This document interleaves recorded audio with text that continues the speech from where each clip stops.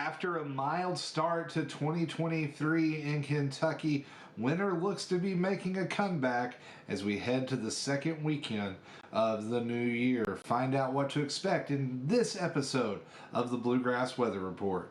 I'm meteorologist Shane Smith. It is Monday, January 9th, 2023, and I'm glad you can join us today. And hope you were able to tune in as I was doing the weather this weekend on WKYT in Lexington. And the big thing I talked about weather-wise this weekend was the storm system for the end of the week. And that's what we're going to focus on tonight. But first things first, we got a little bit of weather we're dealing with this evening, and that's coming in the form of a little bit of light rain and snow action, mainly located into portions of eastern Kentucky. You can see over towards Campton, Beattyville, and Jackson, Sandy Hook, up to Ashland, Greenup, Grayson, and Olive Hill. A little light rain and snow as we're recording this just after 10 o'clock on Sunday. Most of this will clear the area by the Monday morning commute and should be nice and dry. You see that area of low pressure moving on out, and off to the west we see a storm system coming into California. Now this is not the one that's going to be causing us issues, but another system heading towards California later in the week that may cause us some big issues here in the Bluegrass. Let's take a closer look at that here in a second. Right now, starting off in the short term, high-res rapid refresh model showing that precipitation moving on out. Tonight, tomorrow, we are dry. Temperatures on the cool side, upper 30s and low 40s for highs after starting out in the upper 20s and lower 30s. It's going to be a cold, cold Monday to start off the new work week. Then going on into Tuesday, ever so slight chance of a spotty shower, maybe even a snowflake in northern and eastern Kentucky. Tuesday afternoon and evening, and see just a little bit of rain trying to show up in the Big Sandy River Valley Tuesday afternoon and evening. Not a great chance, only a small chance for a small part of the state, but I did want to point that out. Temperatures will be back into the 40s on Tuesday. Then we fast forward to the week, the end of the week system. So here we go, Tuesday. We get that little disturbance out of our neck of the woods, but look what's going on out in California. Another big system. And folks, if you've been paying attention to the weather the last couple of weeks, you know folks out in California have been having it rough. Flooding rains, it's helping with the drought, but it's causing a whole lot of problems just because they're being inundated with rain. Well, they've got another big storm system coming in on Tuesday, and that's going to cross the Sierra Nevadas, cross the Rockies, and by Thursday it'll begin to enter the Bluegrass. Should start off as rain, maybe even some thunderstorms according to this run of the GFS, and then as the cold air gets pulled down from Canada, as that low wraps up and we kick in a northwesterly wind, the potential is there for some snow on Friday and maybe even lingering into Saturday morning. The GFS is the most aggressive with the snow, and it's showing it clearing out by Saturday afternoon.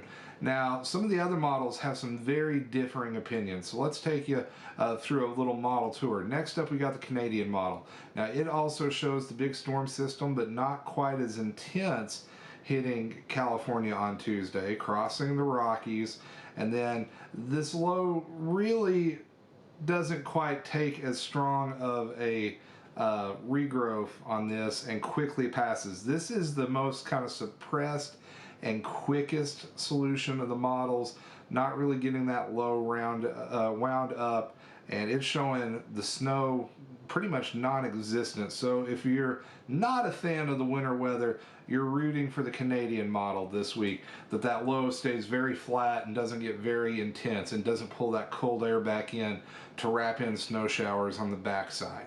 Then the European model. It's not quite as aggressive as the GFS with the snow, but it is showing the big storm hitting California Monday and Tuesday, and then crossing the Rockies on Wednesday, arriving in Kentucky on Thursday. It's also showing the potential of thunderstorms and showing that low really bombing out. That could lead to maybe some gusty winds Thursday into Friday. And then Friday, as that low winds up, it also pulls that cold air down from Canada and brings in some lighter snow amounts Friday and early Saturday. Now, Do I think one of the models is more right than the others? No. I just want to, at this point, look at the trends. And the trends are 2 out of the 3 are showing that low winding up and pulling in that cooler air. So I feel pretty confident in the rain on Thursday. Snow on Friday, I think, is a good possibility at this point, but how much, still to be determined. What I do think, though, is a pretty good bet is that we're at least going to have a little bit of a bigger cool spill after this. A lot of the ensemble models are now showing in the long range kind of that trough that's been out west that's been bringing them just the prolific rainfall and precipitation and some really extreme snow in the higher elevations of Sierra Nevadas. We're going to see that break down and a little bit of a ridge build out on the west coast, causing troughing in the east. Notice here we are now around January 18th, and there is a big dip in the jet stream covering most of the U.S. That would indicate cooler weather lingering all the way through until about the 22nd, 23rd, before we maybe begin to see a little bit of a moderation, a little bit of that ridging out west trying to push eastward, but that's at the tail end of the models. So here's my key takeaways for tonight. We're going to start off the week dry on Monday. Tuesday, slight chance of showers for our friends in far northeastern Kentucky. Slight chance of rain Wednesday ahead of that system. Not a really big deal. It will be warmer though. We'll be back into the 50s, and I think we may even make a run at 60 in southern Kentucky on Thursday ahead of that low, especially if it winds up a little more, becomes a little bit stronger. That warm air advection in front of that system will pull up that mild air from the south. That would also lead to a better chance of some stronger storms or heavy rain if we get a little bit warmer on Thursday. Then as we go into Friday, that cold air comes in, but it's all about the track and the strength of the low.